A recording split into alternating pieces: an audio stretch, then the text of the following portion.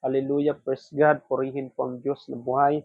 Sa gabing ito, mga kapatid, patuloy po tayo mag-share po ng Word of God upang maipalaganap po natin ang salita po ni Jesus, ang salita ng Diyos sa buong mundo sa pamamagitan nitong video. Pag-aaralan po natin ay sa 2 Peter na i-record po dito sa Biblia, chapter 3 verses 8 to 14 po. No, si Peter po ay one of the 12 disciples of Jesus. According sa history, ay isa sa pinaka-close po kung basahin natin ang Biblia ni Jesucristo. After the death of and resurrection of Jesus, nagiging prominente po ito sa pag-spread po, no? Pag-share ng gospel po about kay Jesus, no? Even in Jerusalem, nagiging key leaders po ito si Peter.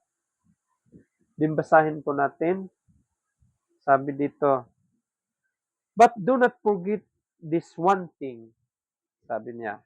Dear friends, with the Lord, a day is like 1,000 years, and 1,000 years are like a day.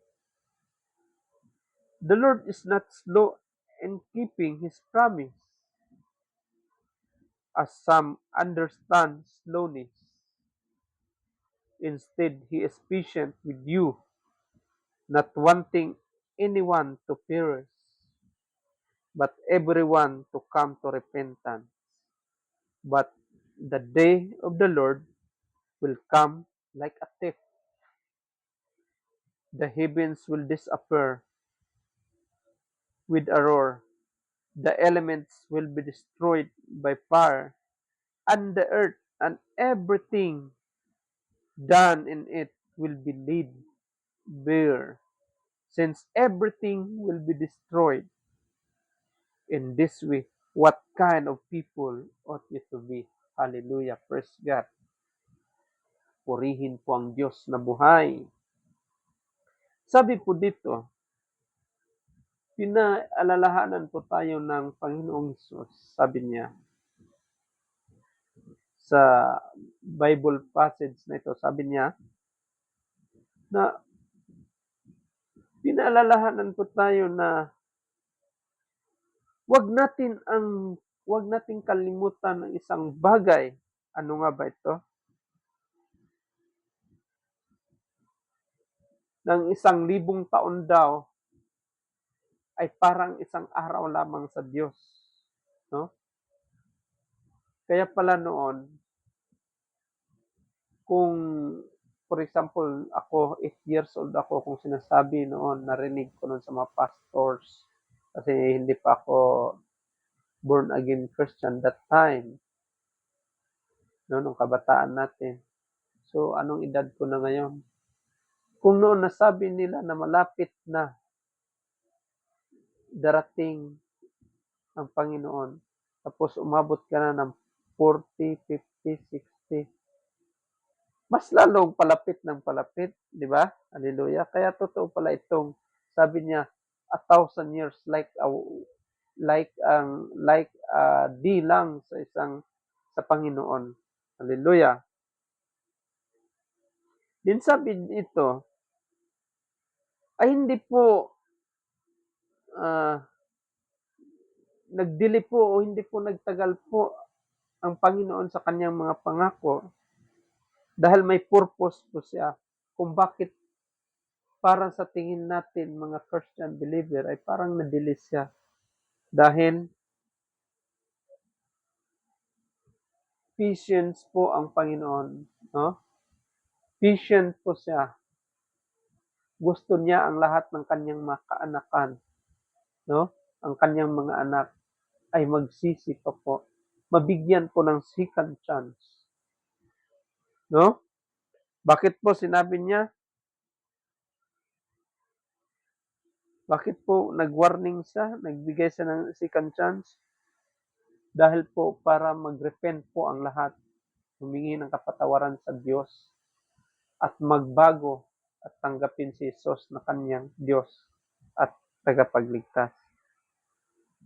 Din dito sa verse 10, sinabi niya, "But one day of the Lord will come like a thief," na ang pagpunta daw ng Diyos, ng Panginoon, dito sa mundong ibabaw ay parang isang magnanakaw. So kung isang parang magnanakaw ito, it's like a thief. So meaning to say,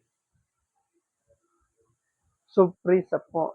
Kasi ang magnanakaw, ba kung pupunta sa bahay o sa lugar kung saan ang pagnakawan niya, ipapaalam ba niya?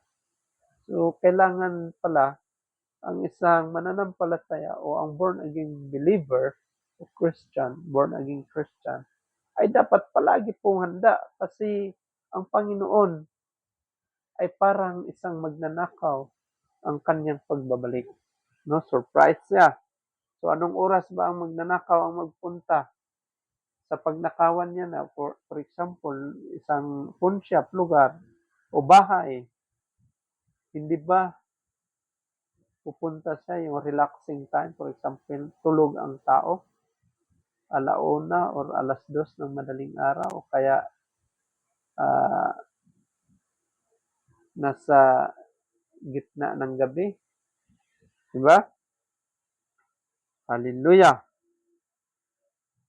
Din sinabi dito, the heavens will disappear with a roar. The elements will be destroyed by fire, and the earth and everything done in it will be laid bare.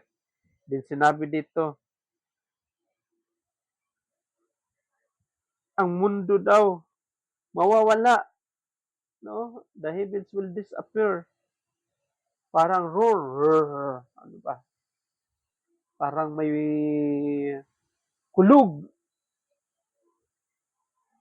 Ang lahat daw ng elemento ay mawawasak ng apoy, no? Gaya ng nangyari sa Sodom at Gomorrah.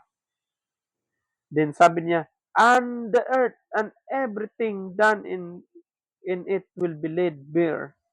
Kahit pa daw ang mundo, ang lahat ng mga bagay-bagay na andito ay talagang mawawasak. Pero sa chapter 11, sabi niya, ito ang pinakasentro talaga ng pag-uusapan natin sa sinulat dito sa sa verse 11 sa 2 Peter chapter 3. Sa verse 11 po ang pinakasentro. Kasi may tanong po dito. Sabi niya, since everything will be destroyed in this way, what kind of people ought you to be? So, tinanong po tayo, anong klaseng tao tayo?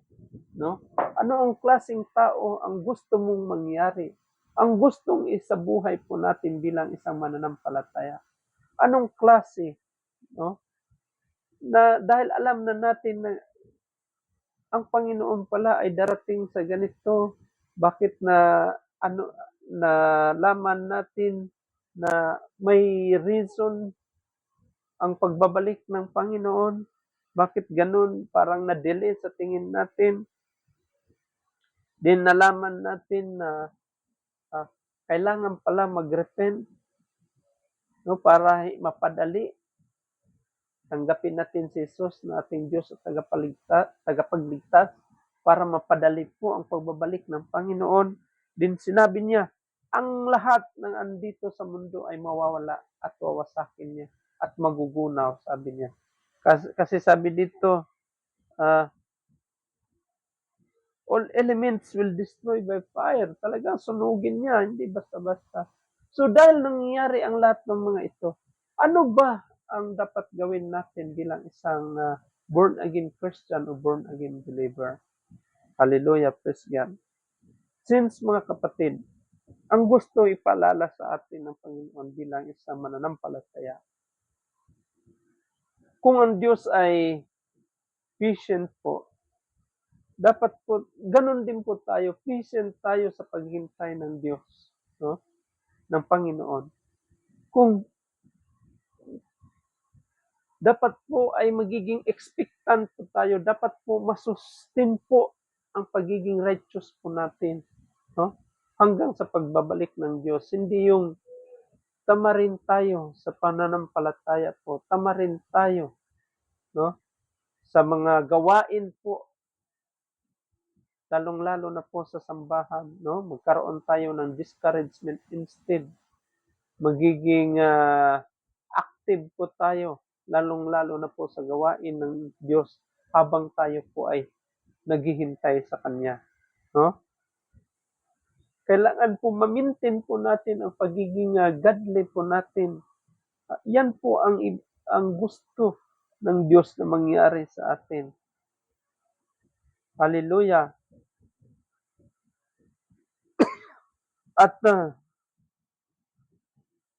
dapat po ay talagang expectant tayo sa kanyang pagbabalik, no? Na may mga pangako siya sa bagong langit at bagong mundo po, kung saan po ay ang pagiging righteous po ang nagdwell. Hallelujah, praise God mga kapatid. Yan po ang gusto mangyari ng Diyos sa atin, na hindi po tayo, habang dito po tayo sa mundo bilang isang born again believer, no? Magiging dapat nasusustain po natin ang ating pananampalataya, no? Na ipakita po natin ang ating pagka-righteous, hindi lang righteous na tinatawag, kundi nababasa po tayo. Nakikita po sa atin bilang isang Kristiyano po, bilang isang born again Christian, how our thoughts, how we act po, ang akto po natin, sa pananalita natin, no? Dapat para tayong libro na mababasa po kung paano po tayo, no? Paano po tayo ah, magiging pasensyoso din, no? Patient po sa pagbabalik ng Panginoon. Kasi sabi nga ng Diyos, kung sino po ang talagang nagtitiis, no? Ay siya po ang makatanggap po ng gantimpala po. Kaya mga kapatid, bilang isang born again Christian, habang tayo ay naghihintay sa Diyos, i-enjoy po natin ang buhay Kristiyano, ang buhay born again Christian dito. We share the Word of God, ipakita natin kung ano tayo, sino tayo, dapat nababasa tayo, no? Ang pananampalataya natin, ang kung sino man ang katrabaho natin, no? Ah, ang ang mga pinsan natin o mahal natin sa buhay, dapat nakikita tayo, no? Naging patient tayo at sa paghihintay na doon ay magiging expectant po tayo sa mga bagay-bagay na alam natin ay totoo po, na balang araw ay matatanggap, maangkin po natin ang gantimpala galing sa Diyos. Kaya wag po tayong mainip mga kapatid. Dapat masustain po natin, ma-maintain po natin hanggang po marating natin ang finishing line po, no? Kailangan po ang credibility, ang masustain po ang ating pagka-Kristiyano po, at makikita po nila na talaga bang totoo tayong born again Christian po na naghihintay sa pagbabalik po ng Panginoon. Gaya po niya, naging patient po siya. Gusto na niya tapusin, ngunit binigyan niya ng chance ang lahat ng tao na magsisi po, mag-repent at magbagong buhay po na naaayon po sa kalooban ng Diyos. Ganon din po tayo. Mamumuhay lang po tayo habang naghihintay sa pagbalik ng Diyos, na ang ating mga gawi, ang ating mga uh, lakad po ay naaayon po sa will of God po, naaayon po sa kagustuhan ng Diyos. Maraming salamat po, naway sa ilang minuto po ay may nakukuha po tayo. Kahit konti lang, ang importante, hindi natin bigyan ng limitasyon ang Holy Spirit na siya po ang mangungusap sa bawat puso natin. Dahil po ang Diyos ay able siya sa lahat na magpaintindi sa atin. Ang sa atin na lang, we have regular communication po sa Panginoon, lalong-lalo na po ang devotion, ang prayer po natin sa ating Diyos po. Muli, purihin po ang Diyos na buhay sa pangalan ni Jesus. Maraming salamat po. God bless us all.